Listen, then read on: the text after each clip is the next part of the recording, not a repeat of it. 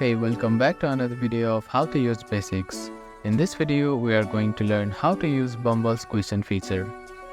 By using Bumble's question feature, it can be a great way to break the ice and spark engaging conversation. Here's how to effectively use it. Open the application and go to your chats.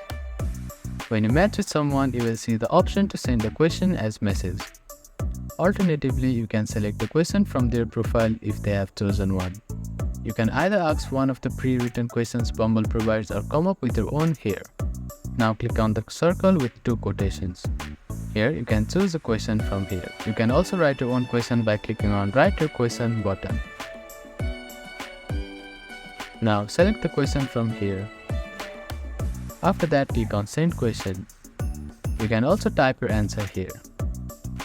And click on Send button. Aim for the questions that require more than yes/no answer. This encourages a more engaging conversation and allows them to share your thoughts. After they respond, keep the conversation going by asking follow-up questions based on their answer. Also, don't be afraid to use humor in your question. Fun and playful questions can create a relaxed atmosphere and encourage a connection.